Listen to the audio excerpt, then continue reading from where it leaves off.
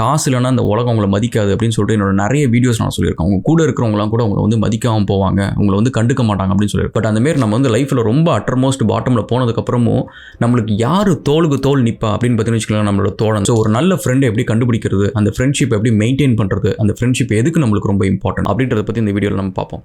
Welcome to ஆஸ்ட்ரகுல். Thank you for all the love and support. வீடியோஸ்லாம் பிடிச்சிருந்துச்சு அப்படின்னா சப்ஸ்கிரைப் பண்ணுங்கள், ஃப்ரெண்ட்ஸ்லாம் ஷேர் பண்ணுங்கள். எல்லா மனுஷனும் ஃபஸ்ட்டு யோசிக்கிறது என்ன அப்படின்னா வந்து தான் நல்லா இருக்கணும், தான் நல்லா சாதிக்கணும் அப்படின்னு யோசிப்பான். அதுக்காக முயற்சி பண்ணுவான், which is okay.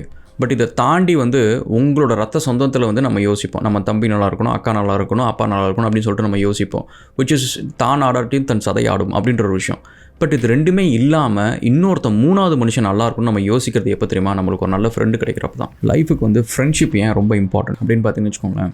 ஏன்னா சம்டைம்ஸ் வந்து நம்மளுக்கு அந்த ஒரு கரெக்டான ஏஜுக்குள்ள ஃப்ரெண்ட்ஷிப் அமையலன்னு வச்சுக்கோங்க, ரெஸ்ட் ஆஃப் த லைஃப்பில் வந்து நம்மளுக்கு ஃப்ரெண்ட்ஷிப்பே கிடைக்காம போயிடும். அந்த ஃப்ரெண்ட்ஸ் இல்லாத லைஃப் வந்து நீங்கள் கவனிச்சிங்க அப்படின்னா வந்து சம்டைம்ஸ் கொஞ்சம் டிஃப்ரெண்ட்டாகவே கூட இருக்கும். நீங்கள் இந்த ஃப்ரெண்ட்ஷிப்பை வந்து புரிஞ்சுக்கணும்னு வச்சுக்கோங்களேன். நம்மளை லவ் பண்ணுறவங்கள யோசிச்சு பாருங்களேன். நம்ம அப்பா அம்மா ஃபார் எக்ஸாம்பிள் எடுத்துக்கிட்டிங்க அப்படின்னா, நம்ம அப்பா அம்மா நம்மளை ஏன் லவ் அப்படின்னு பார்த்தீங்கன்னா வேறு வழி கிடையாது.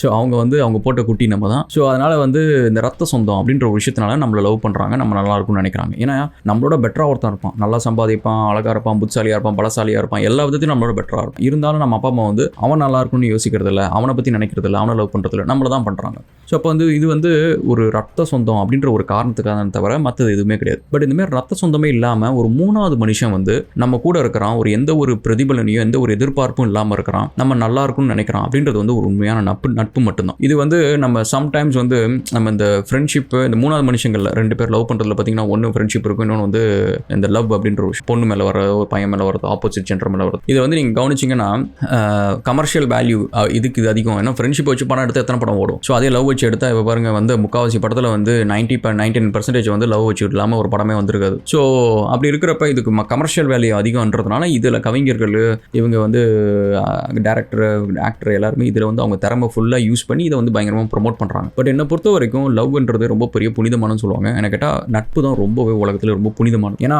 லவ்ன்றது வந்து நீங்கள் கவனிச்சிங்கன்னா ஒரு குறிப்பிட்ட ஏஜில் தான் அது ஆரம்பிக்குது. நீங்கள் இன்னைக்கு நீங்கள் உலகம் ஃபுல்லாக எடுத்துக்கோங்களேன், ஒரு வயசுக்கு வந்த ஒரு பையனுக்கு தான் வந்து ஃபஸ்ட்டு லவ் வர ஆரம்பிக்கும். யாரும் வயசான பசங்க, அதாவது 95% லவ் எங்கே ஆரம்பிக்குது ஒருத்தனோட வாழ்க்கையில் அப்படின்னு பார்த்தீங்கன்னா அவனுக்கு வந்து அவன் வயசுக்கு வந்து ஒரு 17, 16 வயசு, அந்த 18 வயசு அந்த டைமில் தான். யாருக்குமே வந்து 60 வயசில் லவ் ஆரம்பிக்கிறது மெஜாரிட்டி பீப்புளுக்கு. அதேமாரி ஒரு 10 வயசுலேயே ஆரம்பிக்கிறது கிடையாது. ஸோ அப்படி இருக்கிறப்ப அந்த டைமில் ஏன் ஆரம்பிக்குது அப்படின்னு பார்த்தீங்கன்னா ஹார்மோன். ஸோ அப்போ வந்து ஒரு எதிர்பார்ப்போட அண்டு ஒரு காரண காரியங்களோட நடக்கிற ஒரு விஷயம் தான் லவ். பட் ஒரு காரண காரியம் இல்லாமல் கூட நடக்கிற ஒரு விஷயம் தான் நட்பு அப்படின்னு தான் சொல்லுவோம். ஏன்னா லவ்ன்றது நம்மளுக்கு மட்டும் வரது கிடையாது. காட்டுக்கு நீங்கள் போனீங்கன்னா சிங்கம், புலி, குதிரை, நாய், கழுதை எல்லாத்துக்குமே வந்து அதுங்க வயசுக்கு வந்ததுக்கப்புறம் தான் அதுங்களும் லவ் பண்ணுது. ஸோ பிரிட்டி மச் அதே தான் சேம் திங் தான் நம்மளும் பண்ணுறோம். ஸோ அதனால் இது வந்து it's not a very rocket சயின்ஸ்லாம் கிடையாது. ஸோ அதனால் புனிதம் அப்படின்னு பார்த்தீங்கன்னா வந்து சீரியஸாக சொல்லணும் அப்படின்னா வந்து ஒரு நல்ல நட்போட புனிதத்தை வந்து உலகத்தில் வேறு எதுவுமே கொடுக்க முடியாது அப்படின்னு தான் சொல்லுவோம். அண்ட் அதே சமயத்தில் நட்புனால நம்ம ஏமாந்த விஷயங்களும் இருக்கும், நிறைய பேருக்கு அந்த ஏமாற்றமும் இருக்கும். அதை நம்ம செப்பரேட்டாக ஒரு வீடியோவில் பார்ப்போம். பட் இந்த நட்புன்ற ஒரு விஷயத்த வந்து நம்மளுக்கு வந்து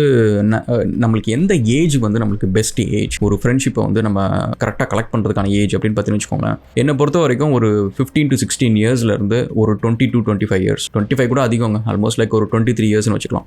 இந்த ஒரு டைம் ஃப்ரேம் மட்டும் தான் வந்து நீங்கள் வந்து ஒரு நல்ல ஒரு லைஃப் லாங் ஃப்ரெண்ட்ஷிப் வந்து உங்களால் கிடைக்கிறதுக்கான சான்சஸ் அதிகமாக இருக்கும். ஏன்னு வச்சுக்கோங்களேன், இதுக்கப்புறம் வந்து ஏன்னா இதுக்கு முன்னாடி வரைக்கும் நீங்கள் கவனிச்சிங்கன்னா நம்ம வந்து வீட்டு வாடகை கட்டணும், நம்ம இவ்வளோ சம்பாதிக்கணும், இந்த பொசிஷனுக்கு போகணும், நம்மளுக்குன்ட்டு ஒரு ஈகோ ஒன்று இருக்காது. நம்மளை வந்து யார் வேணாலும் எதை சொல்லி வேணாலும் கிண்டல் பண்ணலாம், நம்ம சிரிப்பு. ஏன்னா நம்ம வந்து நான் ஒரு இன்ஜினியர், நான் ஒரு டாக்டர், நான் வந்து ஒரு CEO அப்படின்னு சொல்லிட்டு நம்மளை ஐடென்டிஃபை பண்ணாத காலம் அது. அதே சமயத்தில் நம்மளுக்கு வாழ்க்கையில் வந்து கவலையே இல்லாமல் தான் கஷ்டம் கூட இருக்கும். நீங்கள் அதை கவனிச்சிங்கன்னு வச்சுக்கோங்களேன், நம்மளுக்கு அந்த 22 வயசு வரைக்கும் குள்ளார நம்மளுக்கு வந்து சின்னதாக நிறைய கஷ்டம் இருக்கும். பஸ்ஸில் ஏறி போகணும், அதை பண்ணணும், இதை பண்ணணும், ஹோம்ஒர்க் பண்ணணும் அப்படின்னு சொல்லிட்டு நம்மளுக்கு ஏதாவது ஒரு கஷ்டம் இருக்கும். ஆனால் அது கவலையே இருக்குது. அது கூட அந்த கஷ்டத்துக்கு கூட கவலையே இருக்குது. அது கூட நம்மளுக்கு வந்து என்னடா அது அப்படின்ட்டு ஒரு டென்ஷன் வேணா இருக்குமே தவிர கவலை இருக்காது. ஆனால் அதுக்கப்புறம் அந்த 22 வயசுக்கு மேலே நீங்கள் கவனிச்சிங்கன்னா நம்மளுக்கு வர ஒவ்வொரு கஷ்டமும் கூட கவலை அப்படின்ற ஒரு எக்ஸ்ட்ராவோட சேர்ந்து வரும். ஸோ அந்த கவலைன்றது வந்து நம்ம என்னடா இப்போ வந்து சம்பாதிக்க முடியல, நல்ல வேலைக்கு போக முடியல, வீடு வாங்கலை, இன்னும் வீடு வாங்கி லோனு கட்ட முடியல, பயமாக இருக்குது, வேலை படிச்சு என்ன பண்ணுறது அப்படின்னு சொல்லிட்டு அந்த கவலை கஷ்டம் ரெண்டுமே சேர்ந்துடும். பட் அந்த கவலை நம்மளுக்கு வந்து கவலை இல்லாமல் வெறும் சின்ன கஷ்டங்கள் மட்டும் இருக்கிற நேரத்தில் வந்து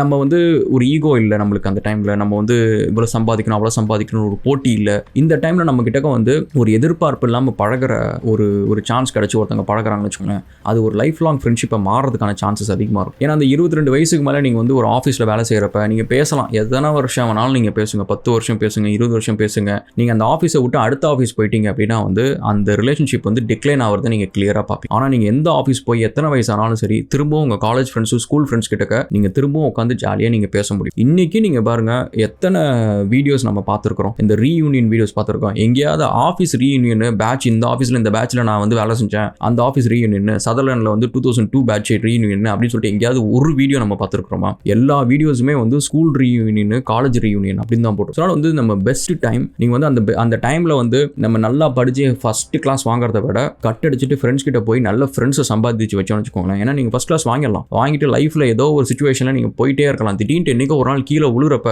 நம்மளுக்கு வந்து அன்றைக்கி வந்து வாழ்க்கையில் நம்மள்ட்ட பணம் இல்லை, நம்மள்ட்ட வந்து சாதிக்கிறதுக்கு ப்ரூவ் பண்ணுறதுக்கு எதுவுமே கிடையாது, இந்த உலகத்துக்கு கொடுக்கறதுக்கு எதுவுமே இல்லைன்னு வச்சுக்கோங்களேன். அந்த உலகம் நம்ம திரும்பி கூட பார்க்க. ஆனால் எதிர்பார்ப்பு இல்லாத ஒரு நண்பர் இருந்தான் அப்படின்னா வந்து அந்த நேரத்தில் அவங்க திரும்பி பார்க்க கவலைப்படாத, நான் இருக்கிறேன், கூட இருக்கிறேன், கவலைப்படாத, நம்ம பார்த்துக்கலாம் அப்படின்ற அந்த ஒரு 2 வார்த்தை இருக்குது பார்த்தீங்களா? அது நிஜமாலுமே வேறு யாரும் சொல்ல மாட்டாங்க. எனக்கு நிஜமாலும் வந்து முக்கால்வாசி வந்து நீங்கள் அதை கேட்டது வந்து உங்கள் அப்பா கிட்ட கேட்டிருக்கலாம். அப்பாவை தாண்டி வந்து உங்கள் ஃபேமிலி சர்க்கிளில் இதெல்லாம் வந்து மேபி உங்கள் அண்ணன் தம்பி யாராவது ஒன்று தம்பி சொல்லியிருக்கலாம். அதை தாண்டி வேறு யாரும் முக்கால்வாசி சொல்கிறது வந்து ரொம்ப ரொம்ப ரேர். ஆனால் அது வந்து சொல்கிறது மட்டும் இல்லாமல் அந்த சொன்னதுக்கப்புறம் நம்மளுக்கு நம்பிக்கை வந்து கிடைக்கிறதுக்கு பார்த்தீங்கன்னா ஒன்று அப்பா சொன்னால் கிடைக்கும் நம்மளுக்கு ஒரு நம்பிக்கை, அதை தாண்டி வந்து ஒரு நண்பன் சொன்னால் அந்த நம்பிக்கை கிடைச்சான் விட்றா பார்த்துக்கலாம் அப்படின்றது. ஸோ அதனால் நீங்கள் காலேஜ் இந்த ஸ்கூல் டைமில் வந்து ஃபஸ்ட் கிளாஸ் வாங்கிட்டு தான் நான் லைஃப்பில் சாதிப்பேன் அப்படின்றத விட அதில் நீங்கள் செகண்ட் கிளாஸ் வாங்கிட்டு கூட ஃபஸ்ட் கிளாஸாக ஒரு 4 ஃப்ரெண்ட்ஸ் உங்களுக்கு லைஃப்லாம் கிடைக்கிறாங்கன்னு வச்சுக்கோங்களேன், நீங்கள் லைஃப்பில் சூப்பராக. ஸோ அதனால் ஃப்ரெண்ட்ஷிப் வந்து சீரியஸாகவே லைஃப்பில் ரொம்ப இம்பார்ட்டன்ட், ஒரு பெஸ்ட் இன்வெஸ்ட்மெண்ட் அப்படின்னு கூட சொல்லலாம். அண்ட் இன்றைக்கும் வந்து என்னோட ஒரு சில ஃப்ரெண்ட்ஸ் கிட்டலாம் டச்சில் இருக்கேன். அன்ஃபார்ச்சுனேட்லி எனக்கு டைம் ரொம்ப கன்ஸ்ட்ரைனாக இருக்குது, மீட்லாம் பண்ணுறதுல ரொம்ப கஷ்டம். பட் உங்களுக்கு டைம் இருக்குது அப்படின்னா வந்து அப்பப்போ ஃப்ரெண்ட்ஸ் கிட்ட பேசுங்க. அண்ட் பழைய விஷயங்கள்லாம் ஞாபகம் வச்சுக்கோங்க. எனக்கு இன்னும் நிறைய ஃப்ரெண்ட்ஸோட ஃபோட்டோஸ்லாம் இருக்குது, அதெல்லாம் அப்பப்போ எடுத்து அனுப்பிச்சு விட்டுட்டு இந்த ஸ்கூல் ஃப்ரெண்ட்ஸ் காலேஜ் ஃப்ரெண்ட்ஸ் எல்லாருக்கிட்டையும் அப்பப்போ பேசும். ஸோ அதுமாரி நீங்களும் வந்து அந்த விஷயத்தில் இருங்க. ஏன்னா உங்களுக்கு ஒரு லைஃப்பில் வந்து நீங்கள் ஒரு லோவஸ்ட் பாயிண்ட்னு ஒரு இடத்துக்கு போவீங்க. அந்த இடத்துல வந்து அப்போ தான் உங்களுக்கு தெரியும். ஏன்னா நம்ம சம்டைம்ஸ் வந்து எவ்வளோ நினச்சிட்டு இருப்போம் நம்ம ரொம்ப பெரிய விவரம், நம்மளுக்கு எல்லாம் தெரியும் அப்படின்ட்டு. பட் அந்த டைம் போகிறப்ப தான் தெரியும் சில பேர் வந்து நிஜமாலுமே ஒரு எதிர்பார்ப்போ தான் நம்ம கூட இருந்திருக்கிறாங்க அப்படின்றது அப்போ தான் நம்மளுக்கு தெரியும். ஆனால் அந்த டைம் போனதுக்கு அப்புறம் தான் தெரியும் நம்ம எதிர்பார்ப்பே இத்தனை வருஷமாக இல்லாமல் நம்ம கூட ஒருத்தர் இருந்திருக்கிறானே அப்படின்றது நம்மளுக்கு அன்றைக்கி தான் தெரியும். ஸோ ஆனால் அந்த மாரி திரும்பி பார்க்குறதுக்கு யாராவது 2 பேராவது இருக்கணும். ஏன்னா அந்த 2 பேர் இல்லைன்னு வச்சுக்கோங்களேன், நம்ம அதுக்கப்புறம் வாழ்கிறதுக்கு ஒரு பர்பஸே எல்லாம் போயிடும். ஸோ அதனால் உங்கள் லைஃப்பில் வந்து நீங்கள் நிறைய பணம் சம்பாதிங்க, நிறைய பிஸ்னஸ் ஆரம்பிங்க, பெருசாக சாதிங்க, பெரிய இன்ஃப்ளூயன்சராக இருங்க. பட் இது எல்லாத்தையும் தாண்டி எனக்குமே சரி, நான் சொல்கிறேன் வந்து என் சேனல் மெம்பர்ஸும் சரி, என் ஸ்டாஃப்ஸ்கிட்டையும் சரி, நான் வந்து கைண்டாக இருக்குது. இந்த கருணை பற்றி ஒரு வீடியோ நான் போட்டிருந்தேன். கைண்டாக இருக்கிறதுக்கான ஒரு காரணம் என்ன அப்படின்னா வந்து அதில் ஒரு செல்ஃபிஷ்னஸ் இருக்குது. அது என்ன அப்படின்னா வந்து அவங்களோட அன்பை நான் சம்பாதிக்கணும் அப்படின்ற ஒரு ஸோ அது நான் உண்மையாக சம்பாதிக்கணும், அது ஃபேக்காலாம் கிடையாது. ஸோ என் ஸ்டாஃப்ஸ் கிட்ட நான் கைண்டாக இருக்கிறதும் சரி, என்னோட இப்போ சேனல் மெம்பர்ஸ் கிட்ட நான் வந்து அவங்க பேசுனாங்கன்னா மதிச்சு பேசுறதா இருக்கட்டும், அவங்கள வந்து திரும்ப வந்து நக்கல் பண்ணுறது, கிண்டல் பண்ணுறது, அந்த மாதிரி பண்ணாமல் நான் பேசுறது, இந்த மாதிரி எல்லா விஷயத்துக்கு பின்னாடியும் வந்து எனக்கு வந்து இந்த அன்பை நான் சம்பாதிக்கும். ஏன்னா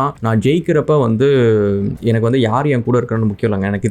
எனக்கு வேண்டியவங்களாம் என் கூட வச்சுக்க முடியும். அதான் நீ உலகத்தில் பெரிய பணக்காரன்னு வச்சுக்கோங்களேன், நீங்கள் யாரும் வச்சுக்கோங்க, எந்த பிஎம்ஏ, எந்த சிஎம்ஏ, எந்த செலிபிரிட்டி யாராக இருந்தாலும் நான் கூப்பிட்டா என்கிட்ட வருவாங்க. எனக்கு அது பெரிய விஷயமே கிடையாது. ஆனால் நான் தோக்குறப்ப அவங்களாம் யாரும் வர மாட்டாங்க. ஆனால் நான் கேட்காம கூட எனக்கு யாராவது ஒருத்தவங்க வருவாங்க பார்த்தீங்களா, அது நான் வந்து இந்த மாரி சம்பாதிச்சு வச்சேன் அன்பு தான். ஸோ அதில் வந்து நட்பு தான் வந்து ஒரு எதிர்பார்ப்பு இல்லாமல் கிடைக்கிற ஒரு விஷயம்.